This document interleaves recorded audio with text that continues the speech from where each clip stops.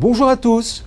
Comme chaque année, la Commission des comptes de la Sécurité sociale vient de publier un état de la situation pour le premier trimestre.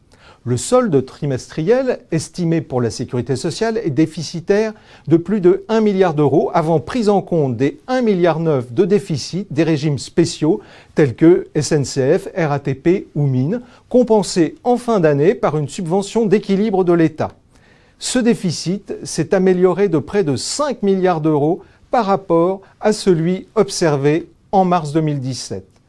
Les branches maladie et vieillesse sont encore déficitaires, mais elles ont amélioré nettement leur situation. Je vous convie à un point rapide sur ce début d'année.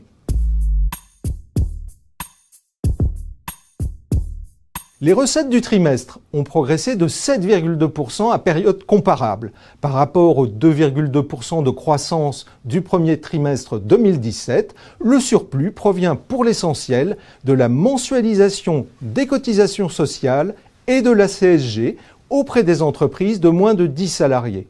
Mais cet effet va bien sûr s'atténuer au fil des mois. Trois sources contribuent pour 97% aux recettes, les cotisations sociales, la CSG, ainsi que les contributions, impôts et taxes affectées au champ social. Les cotisations sociales contribuent pour plus de 62%. Elles ont progressé de 7,3% à période comparable, malgré la suppression des cotisations salariales maladie depuis janvier dernier. À l'impact favorable de la mensualisation s'est ajouté celui de la majoration des taxations d'office en cas de non-respect des obligations déclaratives. Plus de 23% des recettes proviennent de la CSG. Les montants ont progressé de 21,4% à période comparable, conjuguant l'effet favorable de la mensualisation, le relèvement de 1,7 points du taux de la CSG depuis janvier dernier et le glissement de la masse salariale du secteur privé. Enfin, les autres contributions sociales, impôts et taxes affectées, ont participé pour un peu plus de 11% aux recettes.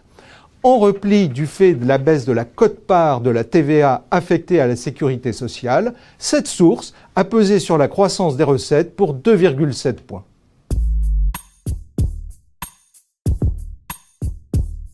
À période comparable, les versements de prestations ont augmenté de 2,1%, marquant un léger ralentissement par rapport à la progression du premier trimestre 2017. Sur ce premier trimestre, les branches maladie et vieillesse ont versé plus de 88% des prestations et les branches famille et risques professionnels un peu moins de 12%.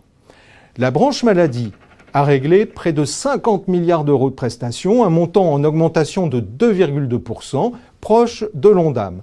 Cette évolution résulte de la bonne maîtrise des dépenses hospitalières qui compense la légère dérive des soins de ville. La branche vieillesse a versé près de 33 milliards d'euros de pensions hors régimes spéciaux.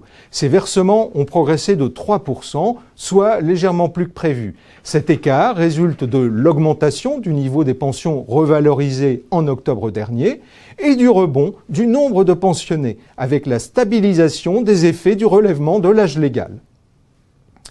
Pour la branche famille, les versements ont atteint 8,4 milliards en baisse de 1,3%. La diminution des prestations liées à la petite enfance avec la baisse des naissances l'a emporté sur la progression des versements au titre du complément familial et du soutien familial.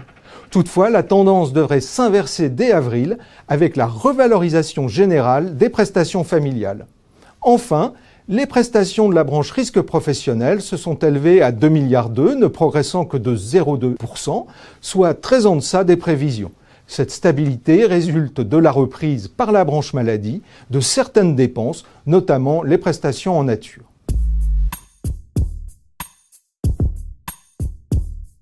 Au total, le solde des régimes de sécurité sociale à fin mars dernier présente une amélioration significative mais temporaire par rapport à celui de mars 2017.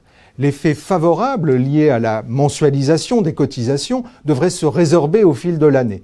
Mais l'hypothèse d'un solde proche de l'équilibre en fin d'année reste accessible sous réserve d'un dynamisme soutenu de la masse salariale du secteur privé.